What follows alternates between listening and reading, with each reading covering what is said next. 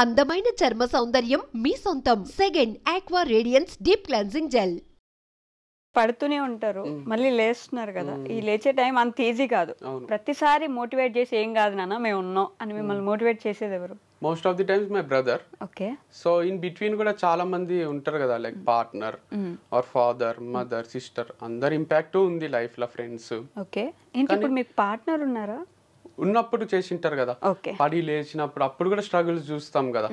So ఆ moment లో కూడా వాళ్ళు నీకేం కాదులే, మంచి టాలెంటెడ్ పర్సన్ వే నువ్వు అని చెప్తుంటారు. మీరు మిస్ అవుతున్నారా ఏమైనా? నాకు అలా కనిపిస్తుంది. అంటే రెగ్యులర్ గా మీరు ఇందాక ఇంటర్వ్యూ నుంచి పాజిటివ్ గా మాట్లాడుతున్నారు, అంటే ది అదర్ పర్సన్ గురించి. ఇప్పుడు నేను పేర్లు ఎత్తి ఎందుకులే అని అందరికి తెలిసిన విషయం అయినప్పటికీ మిస్ అవుతున్నట్టుగా అనిపిస్తుంది. ఎందుకు నాకు మిస్ అవుతున్నట్టు ఏం కాదు, బట్ మంచిగా ఉన్న టైమ్స్ లో అయితే ఖచ్చితంగా మంచి మాటలు చెప్పే ఉంటారు కదా.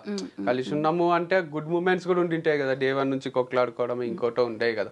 ఆ మూమెంట్స్ గురించే చెప్తున్నా. లైక్ ఈవెన్ బ్రదర్ తో కూడా ఎప్పుడో అప్పుడు ఫైట్స్ అయ్యింటాయి కదా, మేము ఏమి పైనుంచి ఊడిపడలే కదా. లైక్ నేను మా అన్న కొట్లాడుకున్న రోజులు ఉన్నాయి, మా అమ్మ నాన్న భయపడ్డ రోజులు ఉన్నాయి. నెక్స్ట్ డేకి మళ్ళీ మామూలుగా మాట్లాడుకుంటూ ఉంటాం కాబట్టి నడుస్తుంది జీవితం. సో నేను ఏమంటున్నా అంటే, అట్లా మనతో ఉన్న వాళ్ళు మనకు చాలా సార్లు మారల్ సపోర్ట్ ఇచ్చింటారు అండ్ వాళ్ళు దాంట్లో నుంచి బయటికి తీసుకొచ్చింటారు. మా అన్ననే చేసిండు ఇది ఎన్నో సార్లు. అంటే కాదు వంశీ గారు, ఇంత చెప్తున్నారు, ఇంత ఆల్మోస్ట్ ఇంటర్వ్యూలో 10 నిమిషాలైనా మాట్లాడుంటారు మీరు. ఎందుకు ఊడిపోయారు అసలు? మెయిన్ రీజన్ ఏమై ఉండదు? చెప్పున్నా కూడా నాకు టు బి హానెస్ట్ నేను అసలు మాట్లాడదాం అనుకోలేదు ఆ టాపిక్. కాకపోతే మీరు ఇంటర్వ్యూలో కూర్చొని అంత పాజిటివ్ గా మాట్లాడుతుంటే అసలు ఏంటి ఇప్పుడు ఏమైనా మారిపోయారా, లేకపోతే మైండ్ లో ఏం మాట్లాడతలేను. ఇప్పుడు ఒకరు కూలిపోవాలి అని కోరుకునే మనిషిని కాదు నేను. అంటే వాళ్ళ డౌన్ ఫాల్ చూడాలనుకోను, అదొకటే మాట్లాడినా నేను. ఇప్పుడు బ్రేకప్ గురించో సపోర్ట్ చేసిందని చెప్పారు, అవి చెప్పి నేను అడగదలుచుకోలేదు, అందరికి చెప్పేశారు, విసిగిపోయి ఉంటారు కదా. చెప్పాను కదా ఇప్పుడు ఎట్లయినా, ఎందుకంటే ఆడియన్స్ కోసం చెప్పాను నేను. మనం ఇద్దరమే ఉండి మీరు అడిగితే నేను కెమెరా ఆఫ్ చేసినాక చెప్తానేమో, ఇట్లా జరిగింది, ఇట్లా అయింది, ఇందుకు అయింది, ఇట్లా ఏమన్నా మీకన్నా ఇంట్రెస్టింగ్ గా వింటారేమో. కానీ ఆన్ కెమెరా నేను చెప్తే ఎందుకురా మళ్ళీ అది ఏ చెప్తున్నావు అనిపిస్తుంది కదా వాళ్ళకు. సో సపోర్ట్ చేసిన వాళ్ళు ఉన్నారు, పడినప్పుడల్లా లేదు. మిస్ కావడం కూడా మీరు అన్నట్టు మిస్ కాను అని ఎందుకు అనుకుంటున్నారు? అంటే పిచ్చా నాకేమన్నా లవ్ చేసి పెళ్లి చేసుకున్నా నేను, మిస్ అయితా అండ్ తర్వాత ఇక మిస్ అవుతూనే ఉండిపోతే నడవదు కదా జీవితం. అరే ఆ మూమెంట్స్ అవన్నీ అయిపోయినాయి కదా అని కొత్త లైఫ్ స్టార్ట్ చేసుకుంటాం, అంతేగాని అన్నీ ఉంటాయి. మీరు మిస్ అవుతున్నారా అంటే ఇప్పుడు నేను కళలో నుంచి నీళ్లు తీసినా కూడా ఏం ఉపయోగం లేదు కదా. అదే అందుకే అడిగాను నేను. మరి ఇప్పుడు కూడా మీరు అది మళ్ళీ నన్ను క్వశ్చన్ అడిగేలా చేస్తున్నారు. ఇప్పుడు మీరు మిస్ అవుతున్నాను అంటే నేను అడగను మరి క్వశ్చన్ ఎందుకు అని అడుగుతారు కదా. ఆబ్వియస్లీ ఇంత మిస్ అయ్యే వాళ్ళు అసలు ఎందుకు అంటే మంచి మూమెంట్స్ ఉంటాయి కదా అంటున్నా. మా ఇద్దరి మధ్యలో లవ్ మ్యారేజ్ అయినప్పుడు ఆబ్వియస్ గా కొన్ని మంచి మూమెంట్స్ ఉంటాయి కదా. అయ్యో వస్తాయి కదా, అప్పుడు మిస్ అవుతాం కదా. నేను ఎందుకు అని బ్రేకప్ అయినందుకు, డివోర్స్ అయినందుకు కొన్ని డిస్టర్బెన్సెస్ కూడా వచ్చింటాయి కదా, అవి గుర్తొచ్చినాక ఓవర్కమ్ చేస్తాము. అరే మంచి అవి గుర్తొచ్చి ఓవర్కమ్ చేస్తున్నారా, అంతేనా? అనుకోకుంటే నడవదు కదండి జీవితం. ఏం చేయమంటారు మరి? ఏంటి ఇప్పుడు చెప్పండి అయిపోయింది నాది. అయిపోయిందా?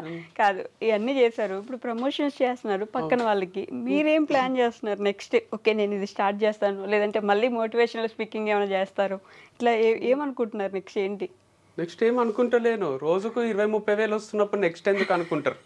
పెట్రోల్ కి 2-3 వేలు పోయినా 25 వేలు మిగులుతున్నప్పుడు రోజుకి ఇక నెక్స్ట్ ఆలోచించాల్సిన అవసరం ఏముంది నాకు? తర్వాత ఇది ఆగిపోయినాక మళ్ళీ ఒక వారం ఆలోచించి నేను అక్కడ మళ్ళీ ఏదన్నా ఐడియా క్లిక్ అయితే అది ఇంప్లిమెంట్ చేస్తా, అంతేగాని నేను నెలకు 5-6 లక్షలు వస్తున్న టైంలా ఎఫర్ట్లెస్ గానే అంటే అక్కడికి వెళ్తారు అంత ఈజీ కూడా ఉండదు. మీరు అంత తీసిపడేకండి, నేను చెప్తే మీరు వినాలి అంతే. మీరు అనరాదు. ఎఫర్ట్లెస్ అంటే చెప్పడం వరకే, దాని వెనకాల ఎంత కష్టం ఉంటది అంటే పొద్దున్న లేచి స్టార్ట్ కావాలి. కార్ల జర్నీ అంతసేపు కూడా ఎడిటింగ్ చేస్తుంటే నేను పోయినాక వాళ్ళు ఒక కాన్సెప్ట్ చెప్తారు, అది నేను అర్థం చేసుకోవాలి, వాళ్ళకి నచ్చినట్టు చెయ్యాలి. పోస్ట్ చేసేటప్పుడు కూడా వాళ్ళకి నచ్చాలి. అదే అని చెప్తున్నా. నాకేందంటే ఇక మ్యూజిక్ వచ్చిన వాళ్ళకు దేవశ్రీ ప్రసాద్ ఎట్లయితే మ్యూజిక్ మంచిగా ఇస్తాడో, ఆయనకు పాటకు 5 లక్షలు 6 లక్షలు వస్తున్నాయి అంటే ఈజీగా వస్తున్నాయి, నీకు మ్యూజిక్ వచ్చి చేసేస్తున్నావు అంటే ఆయన ఎన్ని ట్యూన్స్ రిజెక్ట్ చేసి ఉంటారు, ఎంత స్ట్రగుల్ ఉంటుంది. అట్లా నాది కూడా రిజెక్షన్స్ కాల్స్ కూడా ఉంటాయి, ఇది వద్దు మాకు, ఈ కాన్సెప్ట్ వద్దు, ఇట్లా చెప్పు అట్లా చెప్పు అంటుంటారు.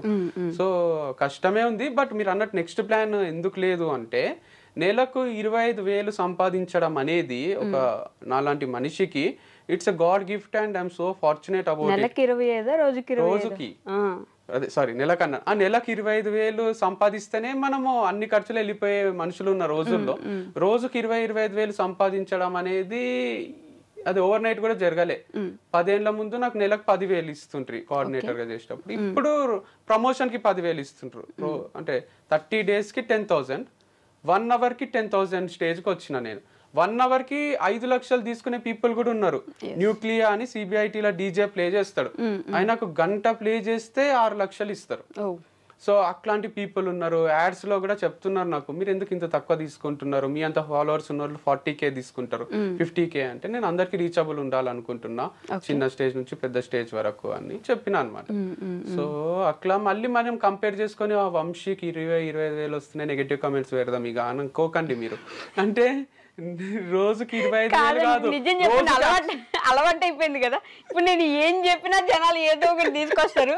సో ముందు నేనే చెప్పేస్తా, మీరు ఇప్పుడు దీన్ని నెగిటివ్ గా తీసుకోకండి అని. ఎందుకంటే అక్షయ్ కుమార్ రోజు ₹1,00,00,000 తీసుకొని చెప్పుకున్నా బాధనే ఉంది, నాకేం వస్తలేదు, నాకు డిప్రెషన్ వస్తుంది అంటే అట్లా పెడతారు, నువ్వు ఎందుకు భయ అంత లోలు ఉంటావు అని అంటారు. సో ఏం చేసినా కొంచెం టఫే ఉంది లైఫ్ అయితే, ఏం చేసినా ఏదో ఒకటి అనేస్తున్నాడు పాపం జనం కదా.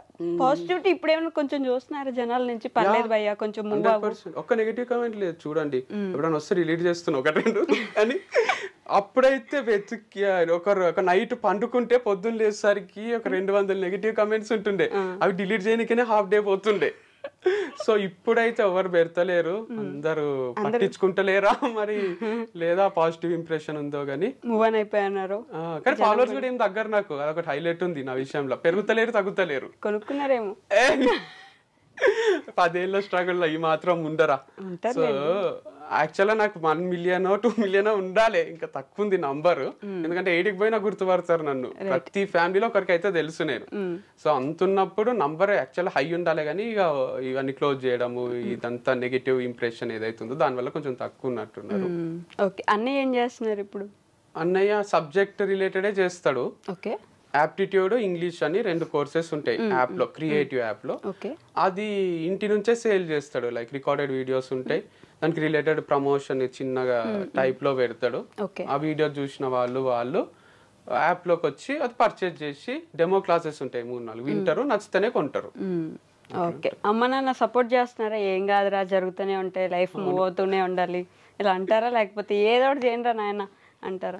ఈజీ గోయింగే ఉంటారు అమ్మ నాన్న, అందుకే ఇంకా వాళ్ళతోనే బతకగలుగుతున్నా. లేకపోతే నువ్వు ఏందిరా ఇన్ని కాంట్రవర్సీలు, పంచాయతీ ఏంది అని భయం అవుతుంది వాళ్ళకి. ఇప్పుడు బ్రాండ్ అంబాసిడర్స్ కూడా అమ్మాయిలు చేంజ్ అవుతుంటే ఏ ఫాదర్ మదర్ కైనా గుండెదడ పెరుగుతుంది కదా. నేను వచ్చి ఇప్పటి వరకు ఒక లెక్క, ఇప్పటి నుంచి ఒక లెక్క అని చెప్తుంటా. ఓకే, ప్రతి ఒక్క అమ్మాయిని తీసుకొచ్చినప్పుడల్లా ఇప్పటిదాకా అది సరే, అమ్మాయిలకు వాళ్ళకు అందరికి ఎట్లా అనిపిస్తుంది, కానీ అమ్మ నాన్నకైతే డైరెక్ట్ బ్లడ్ రిలేషన్ కదా, ఇక్కడ ఇంకొకటి ఏదో చేసినట్టే ఉన్నాడు అని భయం అయితే ఉంటది వాళ్ళకు. కానీ వాళ్ళు సపోర్టే చేస్తారు. లైక్ రీసెంట్ గా కూడా మ్యారేజ్ బ్యూరో నుంచి ఒక మెసేజ్ వచ్చింది నాకు, మ్యాచెస్ కి చూస్తున్నారా అని. ఓకే, చెప్పండి మంచి అమ్మాయి ఉంటే చేసుకుంటా అని రిప్లై ఇచ్చిన. అది మా అమ్మకు, అక్కకు, డాడీకి కూడా చెప్పిన. వాళ్ళు ప్రొఫైల్ షేర్ చేస్తుంటే నేను అది గ్రూప్ లో షేర్ చేస్తున్నా, మా ఫ్యామిలీ గ్రూప్ లో. చూడండి మీకు నచ్చిన అమ్మాయినే చేసుకుంటా, లాస్ట్ టైం నాకు నచ్చిన అమ్మాయిని చేసుకున్నా, ఈసారి మీకు నచ్చిన అమ్మాయిని చేసుకుంటా అని. అంత సపోర్టింగ్ ఫ్యామిలీ కూడా ఉంటారు కదా, లైక్ చేసుకోబెట్ట అన్నట్టే ఉంటారు వాళ్ళు. మంచిదే కదా, అంటే ఒంటరిగా ఉండిపోవాలి అని జీవితాంతం అని ఉండదు కదా, వాళ్ళకు ఒక తోడు ఉండాలి, మేము ఎన్ని రోజులు వీనితోనే ఉంటాము అనే ఫీలింగ్లు ఉంటారు కదా పేరెంట్స్, నీకు కూడా ఫ్యూచర్ లా ఉండాలి కదా అని. సో మంచి సపోర్ట్ చేస్తున్నారు. సో నేను ఏం చేసినా సపోర్ట్ చేస్తారు. అట్లని తప్పులు చేస్తే తిడతారు, కానీ నేను తప్పులు చెయ్య కదా. తప్పులు చేయరా? అంత మెచ్యూరిటీ అవుతుంది. మీరు చేసేవన్నీ తప్పులే కదా, మీరు అంటున్నారు. రోజు తప్పులతో నేర్చుకుంటున్నారు మీరు. తప్పులతోటి నేర్చుకుంటలేను, వచ్చిన కష్టాలతోటి, వచ్చిన ఫెయిల్యూర్ తోటి నేర్చుకుంటున్నా. ఒక ఇంటర్వ్యూకి పోయి ఫెయిల్ అయినావో అంటే తప్పు చేసినట్టే కాదు కదా. అది తప్పు కాదు, కాకపోతే మీరు బిజినెస్ పెట్టి ఫెయిల్ అయ్యారంటే ఎక్కడో దగ్గర తప్పు జరిగిందని కదా. తప్పు జరగకుండా కూడా మూసుకోవాల్సి వస్తుంది కదా, అంటే వేరే వాళ్ళ తప్పు వల్ల కూడా. ఎవరు తప్పు వల్ల అయినట్టు? ఇప్పుడు నాపై నెగిటివ్ పబ్లిసిటీ చేసిండ్రు కదా. ఎవరు? మా దగ్గర పనిచేసిన ఎంప్లాయీస్ వాళ్ళు వచ్చి ఇక్కడ ఆర్గానిక్ అమ్ముతలేడు అని డౌట్ క్రియేట్ చేస్తే మన దగ్గరే ఉన్న వాళ్ళు మనకు వెన్నుపోటు పొడుస్తున్నారంటే ఏం జరగకుండానే పొడుస్తారా అనే డౌట్లు కూడా ఉండదు. అంటే అందరిపైన కోపం ఉంటది అని ఎవరు చెప్పారు కదా అట్లా. ఇప్పుడు కట్టప్ప బాహుబలిని చంపిండు కానీ ప్రతి సినిమాలో అట్లా కట్టప్పలు ఉండరు, హీరోలని వెనక నుంచి పొడిచి చంపేయరు కదా. ఒక్కసారి జరిగిందంటే అది 1 in a million జరుగుతుంది, million times లో. అట్లా నా లైఫ్ లో జరిగింది. 1 in a million me life లో జరిగింది కాబట్టి అలా జరుగుతుంది. ఎందుకంటే నేను పని చేసుకుంటా, మంచినే ఉండే పర్సన్ ని నేను, పని అంటే పిచ్చి, అట్లాంటిది నాకు ఫార్మ్స్ లేకుండా చేసిండ్రు. అయ్యో మీరు అన్ని ఇది పాత మెమరీస్ గుర్తు చేసి బాధ పెడుతున్నారు. నేను బాధ పెట్టలేదండి, మీరు అడిగే క్వశ్చన్స్ అట్లా ఉన్నట్టున్నాయి. ఎందుకంటే ఫస్ట్ మ్యారేజ్ గురించి నేను అడగలేదు అసలు, మీరే చెప్పారు. నేను అసలు మీ మ్యారేజ్ గురించి కానీ ఇంకెవరి గురించి కానీ నేను అడగలేదు. మీరు అన్ని క్లోజ్ అయిన వాటి గురించి అడుగుతున్నారు. మీరు ఇప్పుడు జరిగే ప్రమోషన్స్ గురించి, అరే మీ లైఫ్ బాగుంది కదండి, మీరు మంచిగా బయటకు వచ్చిండ్రు, ఇట్లా అంటలేదు. నేను నా ఫస్ట్ పాయింట్ నేను అది చెప్పా.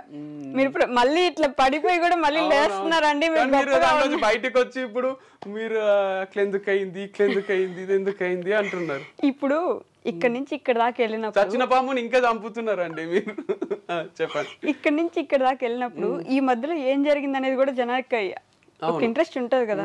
ఏం జరిగితే మళ్ళీ ఇక్కడ నుంచి ఇక్కడికి వెళ్ళగలిగారు, ఇక్కడ నుంచి ఇక్కడ దాకా వచ్చారు, ఆ ఇంట్రెస్ట్ ఎలా జరిగింది అనేది మాత్రం తెలుసుకోవాలి. నేను చెప్తా. యాక్చువల్గా డిప్రెషన్ అనేది అందరికీ వస్తుంది. మనం ఏం చేస్తామంటే అది మనల్ని కంట్రోల్లోకి తీసుకునే దగ్గరికి తీసుకొస్తాం. దాన్ని మన కంట్రోల్లోకి తెచ్చుకోవాలి, కానీ దాని కంట్రోల్లోకి మనం పోరాదు. అది వచ్చి తలపైన తాండవం చేస్తుంది, ఆడుకుంటది మనతోని. అస్సలు ఇంట్లో నుంచి బయటికి కదలనియది, ఎవరితో మాట్లాడనియది, ఏడుపు వస్తుంది. దీపికా పడుకోనికి అయింది అట్లా, లవ్ ఫెయిల్ అయ్యా మరి ఎందుకో తెలియదు కానీ ఆమె ఇంట్లోనే ఉంటూ డిప్రెషన్ లోకి పోతూ అందరికీ చెప్పింది ఇది నార్మలే, సైక్రియాటిస్ట్లని సైకాలజిస్ట్లని కలవండి, ఇట్స్ ఓకే అని. సో నాకు కూడా అంత డిప్రెషన్లో వచ్చిన రోజులు ఉన్నాయి. నేను దాన్ని కంట్రోల్లోకి తీసుకొనియను. అంటే అది వచ్చి నాకు తెలుసు అది డాన్స్ చేస్తుంది అని, మనతోనే ఉంటది దయ్యం లాగా. ఒక ఫోటోను ఒక మూవీ ఉంది, దాంట్లో భుజం పైన దయ్యం కూర్చుంటది, వానికి హెవీగా ఉంటది. మనకు కూడా అట్లా వచ్చి డిప్రెషన్ కూర్చోనికే ట్రై చేస్తుంటది, కానీ దయ్యం లాగా. మనం దానికి ఆ ఛాన్స్ ఇయ్యరాదు. మంచిగా ఫ్రెండ్స్ తో తిరగడము, ఫ్యామిలీతో టైం స్పెండ్ చేయడము, మ్యూజిక్ వినడము, బుక్స్ చదవడము, క్రికెట్ ఆడడము, చూడడము, ఇట్లాంటి వాటికి మనం అడిక్ట్ అయినాం అనుకోండి, గుడ్ హ్యాబిట్స్ ఉంటాయి. అప్పుడు దాంట్లోంచి బయటికి రావచ్చు. నిన్న వచ్చింది లో ఫీలింగ్ నాకు. మీ ఇంటర్వ్యూ ఈ రోజు కదా, నిన్న ఈవినింగ్ వచ్చింది. నేనేం చేసిన, మ్యాడ్ స్క్వేర్ చూడలే, థియేటర్ లో పెట్టుకొని కూర్చున్నా. ఇంత హైలైట్ కూడా తీస్తారా ఆ మూవీ అనిపించింది. మ్యాడ్ నచ్చింది నాకు, మ్యాడ్ స్క్వేర్ నచ్చింది. అంటే ఆ హ్యూమర్, ఆ లైట్ నోట్ లో తీస్తున్నారు చూడండి మూవీస్. ఇట్స్ గ్రేట్ టాలెంట్ అనిపిస్తుంది. ఆస్కార్ ఇవ్వచ్చు వాళ్ళకు. మనం ఎట్లాంటి వాటికి ఇస్తామంటే యానిమేటెడ్ మూవీస్ కో ఇంకోటో అట్లా ఆలోచిస్తాం, కానీ ఇది కూడా చాలా కష్టం ఇట్లా తీయడం. హ్యూమర్ ఎలా మెయింటైన్ చేయడం కూడా అంత పాజిటివ్ అడిక్షన్స్ ఉన్నప్పుడు మూవీస్ అని, క్రికెట్ అని ఎందుకు బాధపడాలి మనం. ఓకే, మొత్తానికి వంశీ గారు మళ్ళీ పెళ్లి చేసుకుంటున్నా అని చెప్పారు ఇప్పుడు ఇంటర్వ్యూలో. చెప్పారు కదా, చేసుకుంటున్నా అని కాదు, చేసుకోవడంలో తప్పేముంది అని. తప్పులేదు, ఫస్ట్ టైం తప్పులేదు, మీరు చేసుకుంటున్నారని చెప్పారని అడుగుతున్నాను. అంతే, చేసుకోకపోతే అయితే అవుతుంది, చేసుకుంటారు. మంచి అమ్మాయి ఉంటే చేసుకుంటారు. వాళ్ళే మెసేజ్ చేస్తున్నారు మరి ఇంట్రెస్టెడా అని. నేనేం చెప్పాలి, ఇంటికి లక్ష్మీదేవి వస్తున్నప్పుడు నువ్వు చెప్పలేం కదా. అంతే. మరి మీ అన్నయ్య పరిస్థితి ఏంటి? మా అన్నకి ఇంకా టైం పడుతుంది. లైక్ ఈస్ థింకింగ్, ఇంకా thinking, take time, he has his own ideology. మీ ఇద్దరికి సెపరేట్ ఐడియాలజీ ఉంటది కదా, సేమ్ అసలు ఉండదు అనిపిస్తుంది. కొన్ని సేమ్ ఉంటాయి, కొన్ని సెపరేట్ ఉంటాయి. లైక్ బ్లడ్ రిలేషన్ కాబట్టి కొన్ని సేమ్ ఉంటాయి, అండ్ వేరే పరిస్థితుల్లో పెరిగినాం కాబట్టి కొన్ని డిఫరెంట్ కూడా ఉంటాయి.